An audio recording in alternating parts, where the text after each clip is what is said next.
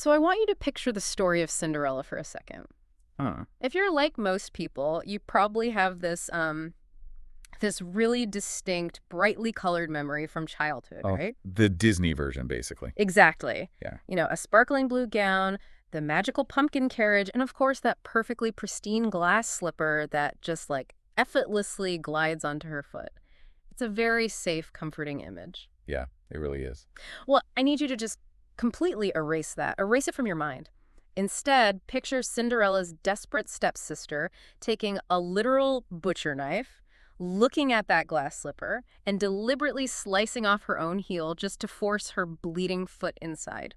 It's so visceral. It is. It sounds like a scene from, like, a psychological horror movie, but that is the actual original story. Yeah, it's a massive literary culture shock when you first read it, because the tales we all grew up with, they've been so thoroughly sanitized, like so completely scrubbed of their rough edges that we've kind of forgotten what they actually are. Right. In the original form, these stories were, they were never meant to be whispered to children at bedtime to help them drift off to sleep. Which is exactly what we are exploring in this deep dive. Ah. Today, we're looking at a really fascinating stack of sources to uncover the gritty reality of the Brothers Grimm collection.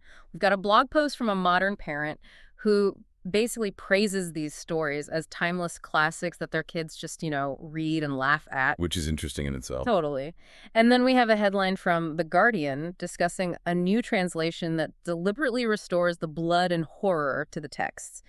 And anchoring all of this, we have this massive detailed audio transcript that breaks down the unvarnished stories and the historical environment that birthed them. Right, the real context. Yeah. So our mission today is to dig beneath the magic wands and the talking animals to extract some surprisingly sophisticated and honestly pretty brutal lessons about human nature. Because to even begin to understand why these stories contain such intense, unfiltered themes, we have to look at the men who actually collected them.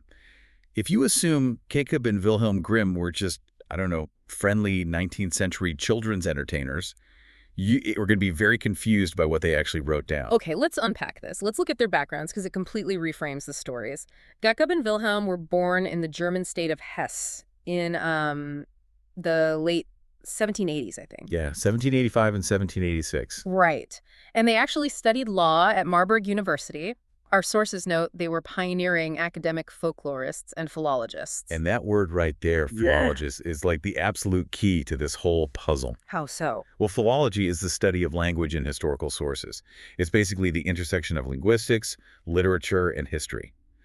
The Grimms were utterly obsessed with how the spoken language of everyday people, reflected the historical soul of a culture. So they weren't sitting in a room inventing fairy godmothers out of thin air. They were essentially like 19th century data scientists, right? Yes. Just going out and logging raw, unfiltered cultural data points from the oral traditions of the peasantry. That is a brilliant way to conceptualize it, really. And if we connect this to the bigger picture, you have to remember the geopolitical context of the early 1800s. Right, the Napoleonic Wars. Yeah, there was no unified country called Germany at that point. Yeah. It was this fractured patchwork of kingdoms, duchies, and states that had just been completely battered by those wars. The Grimms believed that if they could capture the shared linguistic and cultural DNA of the common people— Like exactly as they spoke it. Right, exactly as they spoke it around the hearth fires. They thought they could help forge a unified German identity.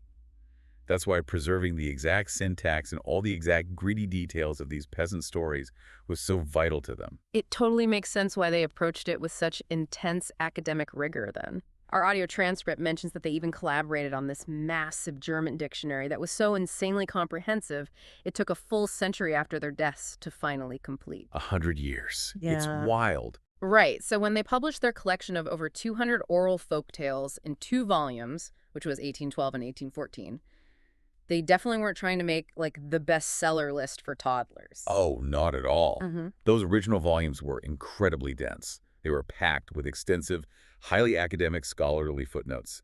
And there were 0 illustrations. No cute drawings of mice sewing dresses? No cute mice. None. It was pure, unadulterated cultural mapping. Okay, so how did we get from dry academic data collection to kids in pajamas reading about talking frogs? Well, the shift actually began a bit later. Our sources point to an Englishman named Edgar Taylor. So in 1823, he translated about 50 of the Grimm stories into English. But he specifically selected and tweaked them for the, quote, amusement of young friends. Ah, so he was the one softening them up. Exactly. And that translation was a massive hit. It really kickstarted the global shift toward adapting these hardcore folktales into children's literature. But because the Grimms themselves were acting as cultural historians, not, child psychologists, the raw data they originally published reflects the world those peasants actually lived in. Which was brutal. A world that was incredibly harsh, deeply unfair, and often highly lethal. Which brings us to the Guardian headline about restoring the blood and horror, because here's where it gets really interesting. When you read the actual texts, the horror isn't just implied, it is incredibly visceral. Oh, it is graphic. I mean, take the story you mentioned at the very beginning, Ashputtel, which is the Grimm's original version of Cinderella. The violence there isn't just thrown in for shock value. It's deeply tied to the absolute desperation of the characters. Yeah, let's talk about that desperation. Because in the sanitized version, the ugly stepsisters just, try on the glass shoe, it doesn't fit, and they go away mad. Right. But in the Grimm's version, the shoe is actually made of gold. And the stepmother hands her eldest daughter a knife. She looks her dead in the eye and tells her to cut off her own big toe to make the shoe fit. And her reasoning for it is just chillingly practical. She tells her daughter, when you are queen, you will no longer have to go on foot. It's such an insane calculation, like mutilate yourself right now for absolute power later. And the crazy thing is, it almost works. The prince is completely fooled at first. Yes, yeah. He puts the bleeding sister on his horse and rides off. But then they pass this hazel tree, and sitting in the tree is a magical little dove that starts singing to the prince, basically warning him to look down at the shoe. Blood is a dead giveaway. Literally. The dove sings about the blood streaming from the golden slipper, pointing out that the sister's white stockings are just soaked red. So the prince realizes he's been tricked. Mm-hmm. He returns the sister, and then, naturally, the second sister tries her luck. And the mother tells her to slice off a chunk of her own heel. And it's the exact same result. The prince rides off, the dove sings about the blood again, and the deception is ruined. It's an absolute bloodbath. It really is. Empty up. But it doesn't even stop there. I really want you to walk us through the robber bridegroom, because reading that in the transcript genuinely felt like I was reading a script for a modern slasher film. Oh, the robber bridegroom is a total masterclass in suspense and terror. So a young bride is betrothed to this man who lives deep in a dark forest. And she has this overwhelming gut sense of dread about him. Always trust your gut. Right. So as she walks to his house, she leaves this trail of peas and lentils behind her to mark her path. When she finally arrives, the house is completely empty except for this old woman who just straight up warns her she's marrying a murderer. Terrifying. So the bride hides behind this large wooden cask in the cellar. Just picturing a young woman hiding in a dark cellar while a gang of outlaws returns is scary enough. Oh, and then it gets so much worse. She watches from behind the cask as her supposed groom and his gang of cannibals drag in another young kidnapped girl. Oh my God. And they force this terrified girl to drink 3 glasses of wine, white, red, and yellow, until her heart simply gives way and she dies. They just drink her to death, basically. And then they dismember her on a table. And they literally salt her flesh. Yes, it is highly ritualized, brutal violence. And during this horrifying process, they notice a gold ring on the dead girl's finger. When it won't slide off easily, one of the robbers grabs a hatchet, chops the finger off, and the finger just flies through the air. And it lands right in the lap of the bride hiding behind the cask. Exactly. She has to sit in absolute silence with the severed finger in her lap just to survive. That is so incredibly intense. Yeah. And we see this extreme violence in the punishments at the end of the stories, too. Like in The Goose Girl. Oh, the barrel of nails. Yes. Where a treacherous waiting maid forces a princess to switch places with her and even slaughters the princess's magical talking horse to cover it up. Yeah, and when the old king finally discovers the truth, he doesn't just, throw the maid in a dungeon. He plays this sick psychological game. He asks the false bride, who has no idea she's been caught yet, what punishment a person who commits such treason deserves. So she unknowingly sentences herself to a gruesome death. She tells the king the traitor should be stripped naked, thrown into a wooden cask studded on the inside with sharp iron nails, and dragged through the cobblestone streets by 2 white horses until she is dead. Which is very specific, by the way. Right, and the king just looks at her and says, essentially, you are the traitor, and as you have judged yourself, so shall it be done. It is absolute, uncompromising retribution. Which honestly makes me really question the blogger from our sources. This parent writes that their kids just, Read them, enjoy them, laugh at them, talk about them. Are we in the modern world just vastly underestimating what children's minds can handle? Or did historical audiences deliberately use absolute terror as a parenting tool to keep their kids in line? Well, what's fascinating here is that it's actually less about using terror for obedience and much more about reflecting the reality of their environment. Think about the world these peasants inhabited. It wasn't a world with, like, emergency services or safety nets or second chances. Right, there's no 9/11. Exactly. Starvation was literally a winter away. Wild animals were actually in the woods. Bandits on the roads were a very real, everyday threat. In that context, the extreme punishments in these stories established incredibly stark moral boundaries. So you're saying the horror wasn't just gratuitous shock value, it was an essential warning system. Exactly. If you trust the wrong person, if you stray from the path, if you give in to greed, the consequences aren't just a slap on the wrist. The consequences are fatal. The stories were preparing people for the incredibly high stakes of survival. Okay, so if the world of the Grimms is truly this lethal, if it's packed with giants, red-eyed witches, and cannibal robbers, how does an ordinary person actually survive? Because a peasant can't just engage a giant in hand-to-hand combat, they would be crushed instantly. And that dynamic right there is one of the most brilliant sociological through lines in the entire collection. The peasantry had zero physical power and zero institutional power. So the stories reveal that survival depends entirely on asymmetric warfare. Like using brains over brawn. Exactly. Cunning, wit, and observation. Brute strength is almost always defeated by intellect in these tales. I found this part of the transcript so fascinating. Let's look at the valiant little tailor. This guy is just a tiny, everyday tailor. He's sitting in his shop, he gets annoyed by some flies buzzing around his jam bread, so he swats at them with a piece of cloth and happens to kill 7 flies at once. Just swatting flies. Right, but he is so immensely proud of this mundane achievement that he stitches a belt that reads in massive letters, 7 at one stroke. And when he walks out into the world wearing that belt, people naturally assume it means he killed 7 men with one blow. And he doesn't correct them. He just totally rolls with the deception. It's like the ultimate underdog playbook. He takes a massive misunderstanding, essentially imposter syndrome turned into a superpower, and uses sheer audacity to conquer the world. He weaponizes their assumptions against them.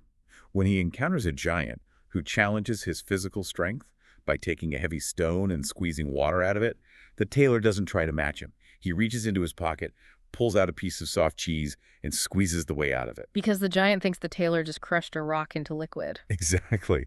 And then the giant throws a stone incredibly high into the air to show off his throwing arm. So what does the tailor do? He pulls a live bird out of his pocket and throws it up.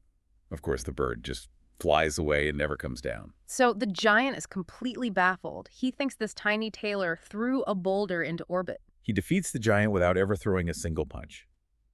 And later, a king tasks the tailor with capturing a raging, destructive unicorn. Again, trying to wrestle a unicorn is a death sentence. So the tailor just stands perfectly still in front of a massive oak tree. He waits for the unicorn to charge at him at full speed, and at the last possible millisecond, he steps out of the way. And the unicorn drives its horns so deeply into the solid wood of the tree trunk that it gets completely stuck. And the tailor just casually walks up and puts a rope around its neck.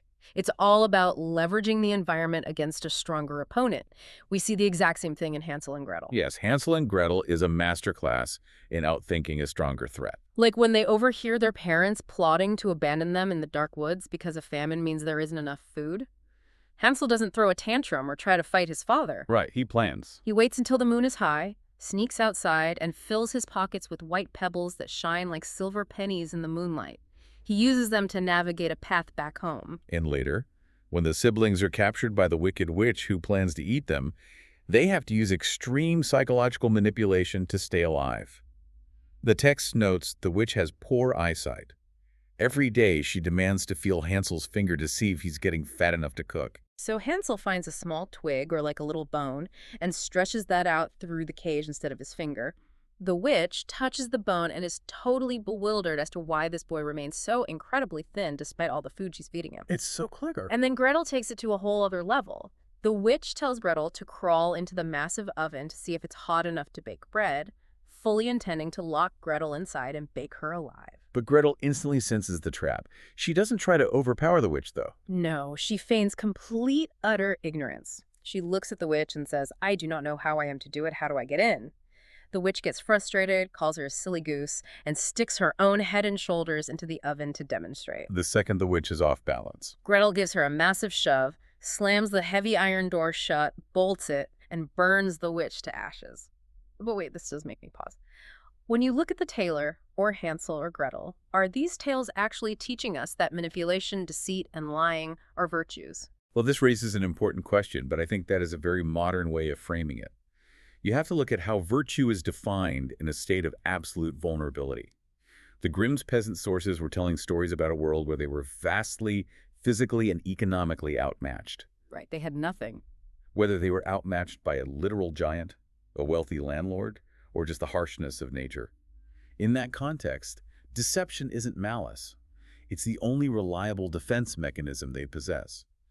Critical thinking and the ability to leverage your environment is literally what keeps you alive when the game is completely rigged against you. So, using your brain is the ultimate equalizer. Cunning gets you ahead. I track with that. But as I read further into the transcript, I noticed a very clear shift, because the tales also serve as an incredibly strict warning about what happens when you take that ambition too far, like when cunning turns into unchecked greed. Yes, the folklore is deeply concerned with the concept of balance. Cunning is praised when it's used for survival, but insatiable, escalating desire is consistently and brutally punished. The best example of this has to be the fisherman and his wife. Oh, absolutely. The setup is so simple. A poor fisherman lives in a filthy, squalid pigsty near the sea with his wife Ilsebel. One day, he catches a massive fish that speaks to him, claiming to be an enchanted prince. The fisherman is terrified and just lets it go. But when he goes home to the pigsty and tells Ilsebel, she is furious that he didn't ask for a reward. She forces him to go back to the sea and demand the fish give them a snug little cottage. And the fish grants the wish. But the cottage only satisfies her for a couple of weeks. Her demands escalate incredibly fast. She forces her husband back to the sea to demand a massive stone castle.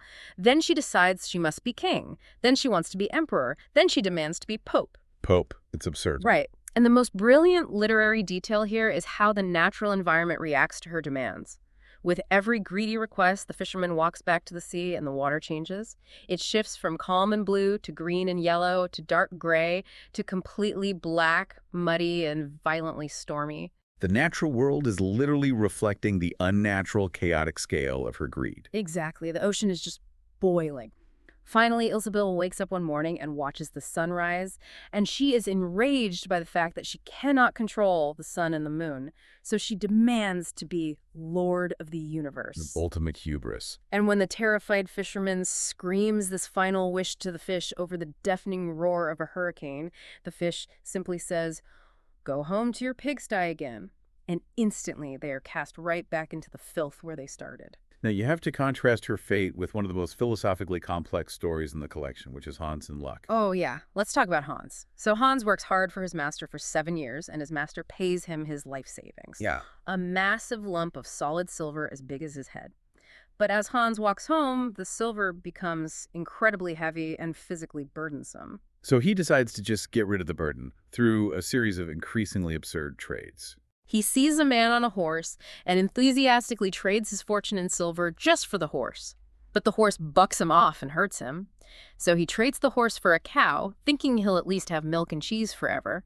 But the cow is old, dry, and kicks him in the head. It just keeps getting worse. It does. So he trades the cow for a pig, he trades the pig for a goose, and finally he trades a perfectly good fat goose for a rough, heavy grindstone from a passing scissor grinder. He has literally traded a massive fortune in silver down to a common, heavy rock. And it gets better. He stops to drink water at a deep river, accidentally bumps the heavy grindstone, and it rolls plump into the deep water and sinks to the bottom. He has lost absolutely everything. And what does Hans do? He doesn't cry. He doesn't panic. He falls to his knees with tears of joy in his eyes, thanking heaven for its kindness and taking away his only plague, his heavy burden. He skips all the way home to his mother, feeling like the luckiest, happiest man alive. Quite the ending. But I have to push back here. So what does this all mean? When you put these two stories side by side, Hans seems like a gullible, naive idiot who just got scammed out of his life savings. Meanwhile, Ilsebel is brutally punished and sent back to a literal pigsty just for wanting a better life. Are the Grimms contradicting themselves?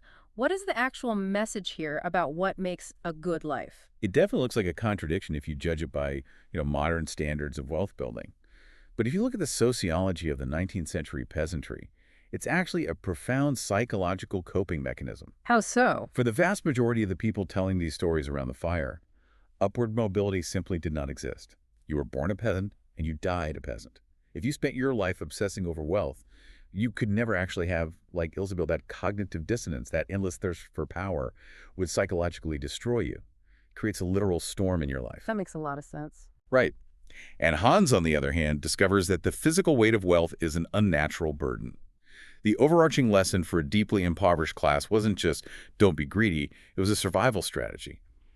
True peace is found in finding contentment with what you have, because chasing what you can't have will just ruin you. Wow.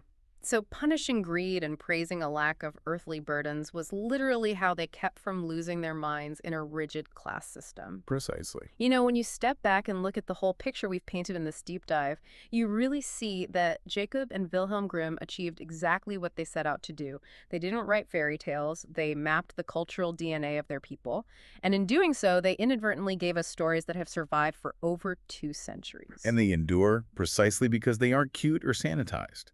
They are honest, unvarnished reflections of human psychology. They teach us about the high stakes of survival, they celebrate the immense power of critical thinking over brute force, and they warn us against the self-destructive dangers of unchecked desire. And if you're listening to this today, perhaps commuting or taking a walk while feeling, overwhelmed by our modern era of constant information overload and perfectly sanitized social media feeds, these stories are a vital reminder. We have a tendency to want to package the world neatly to make it safe. Very true. But engaging with the messy, complex, and sometimes incredibly dark truth is where actual wisdom is found. Which leaves us with a final thought for you to mull over. If these centuries-old oral traditions naturally evolved to contain such intense darkness, specifically to prepare everyday people for the hard and forgiving realities of the world, what does our modern impulse to completely sanitize and Disneyfy our stories say about our own culture? By removing the blood, the consequences, and the terror, are we actually protecting ourselves and our children? Or are we just slowly losing our ability to handle the truth? Think about that the next time you picture a pristine glass slipper instead of a shoe overflowing with blood.